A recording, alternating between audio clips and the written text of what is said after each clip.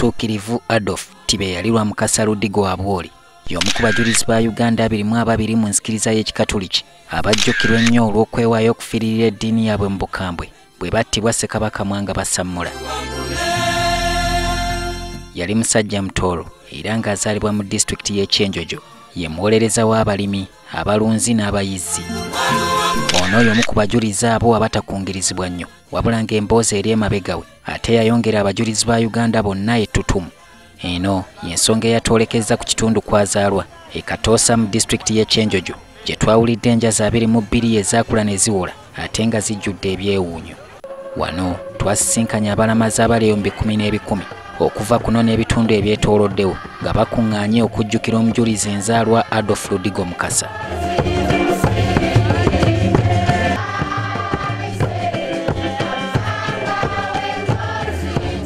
Ekitambiro kya mmisa ekitukuvu kyayimbiddwa omusumba w'essaza ly'e Fort Portal Robert Muhirwa. Mu kifo kino wennyini we wasangibwa enjazi 22 ezoogerwako. Buli lwazi lwakwasibwa omujulizi era nga lwereekerezebwako ebyawandiikibwa ebitukuvu wamu n'ebifaananyi eby'enjawulo. Abantu bangi be twasisinkanye nga bali mu kusaba kyokka mu ngeri etali ya bulijjo.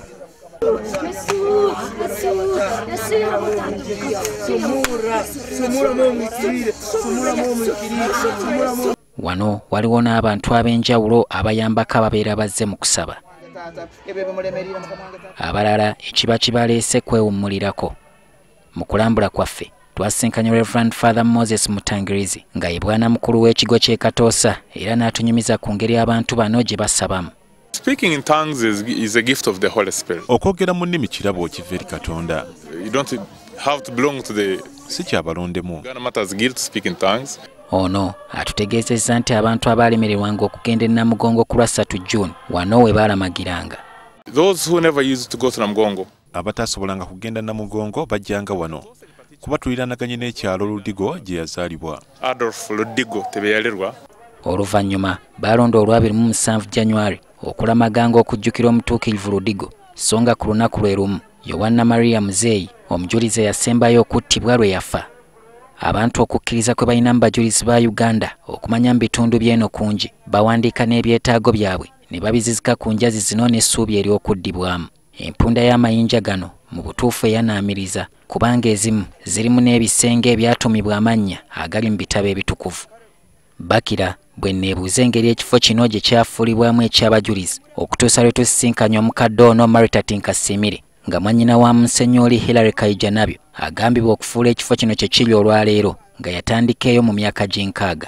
Bwe yalaba nga basamize bafumbirayo emmere battirayo embuzi bakola ebintu byonna ebya sitaani oliko okukwata ekirowoozo n'agamba nti katugende tukolaawo omutuukirivu gundi ka Ludigo bwali bazze bamulanzi ajja kubeera wano kubanga ewaabwe kumpi.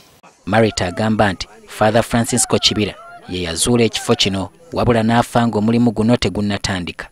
Abantu abamu bamanyi okumogola ku njazi zino olwo ettaka lye baggyeeko ne balissa mu mazzi agaweereddwa omukisa. I think it is only a question of faith and okukkiriza kw'abantu. one thinks, you know, if he balowooza nti kiyinza okubawonya. of Anatoli, it would be something healing, maybe he has problems and things like that. Musajja wa Katonda ategeezezza nti engeri abantu bano gye basinzaamu teraga nti basinza mayinja gano. Nobody can take this rock to be God. Tewali asinza njazi zino. Abantu bakyetaaga okutegeera lwaki tukikola tutyo. Icons, they worship rocks. Now, how can someone worship a rock? Mpawo omuntu akugirwa kujja wano kavuna taba na bigendererwa bikyamu. Father Moses agamba nti waliwo enteekateeka ez'okukulaakulanya ekifo kino okukifuula eky'omutindo kisobole okusikiriza abalamazi n'abalambuzi okwetooloola ensi. Oluvannyuma lw'ekifo kino okwongera okufuuka ekyetutumu n'abantu abongera okukyeyiwamu nabo beeyongedde nga baagala okujjukira abajulizi ba Uganda. Kino kye kiwaliriza abakulembeze b'eddiini wano okuzimba kereziya eno egenda okutuuza abantu abasoba mu 3,000 okwongera okukiweesa ekitiibwa. Solomon Kaweesa, NTV.